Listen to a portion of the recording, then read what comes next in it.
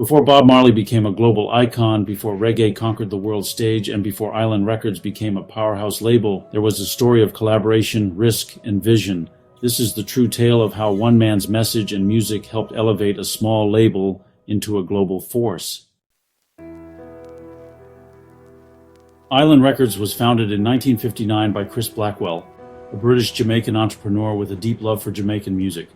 The label started in Kingston, Jamaica, catering to the local ska and rocksteady scenes. In the early 1960s, I relocated to the UK, where I began introducing Jamaican music to British audiences. One of his early breakthroughs came with Millie Small, whose hit, My Boy Lollipop in 1964, sold over 7 million copies and introduced ska to international markets. This marked Island Records' first taste of global success, but it was just the beginning. Bob Marley, alongside Peter Tosh and Bunny Wailer, formed the Wailers in the early 1960s. By the late 60s, their music was already popular in Jamaica, but they had yet to break internationally. In 1972, desperate to expand our reach, we met with Chris Blackwell in London. Seeing their potential, I advanced them £4,000 to record an album, without a signed contract. They walked into my office and I realized right away they were the real thing. That investment resulted in the landmark 1973 album Catch a Fire. Catch a Fire was a game changer. Blackwell took the raw reggae recordings and added rock production elements, overdubbing guitar solos and organ layers to appeal to rock audiences in the US and UK. The album was praised by critics and helped reggae cross over to new audiences. The Wailers began touring internationally, opening for acts like Bruce Springsteen and Sly and the Family Stone. Their next album, Burnin in 1973, featured the hit I Shot the Sheriff, which was later made even more famous by Eric Clapton. Island Records now had not only a sound but a global message. In December 1976, Bob Marley survived an assassination attempt at his Kingston home. Just 2 days later, he took the stage at the Smile Jamaica concert, performing in front of 80,000 people. Despite being wounded, Marley delivered a 90-minute performance, cementing his image as a peace-seeking revolutionary. Afterward, he fled to London for safety. While in London, Marley recorded the Exodus album in 1977.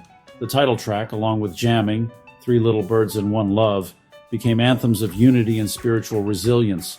Exodus was later named Album of the Century by Time magazine, and Rolling Stone ranked it among the greatest albums of all time.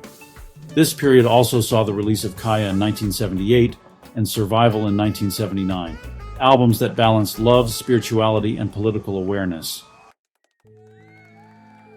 Island Records, once a small label focused on Jamaican music, now had a global superstar with crossover appeal, and they positioned Marley as the first international pop star from the Third World.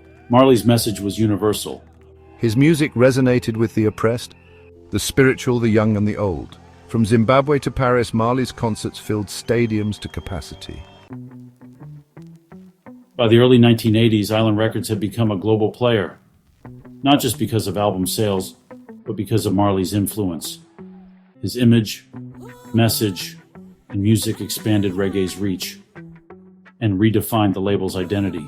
Bob Marley made Island Records. Without him, it would have been a very different story.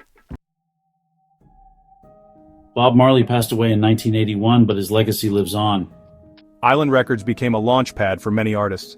U2, Grace Jones, and Amy Winehouse, all benefiting from the infrastructure that Marley helped build. Marley was more than a musician, he was a movement.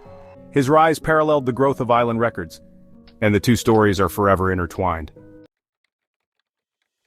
As Blackwell later reflected, he was the most important artist I ever worked with.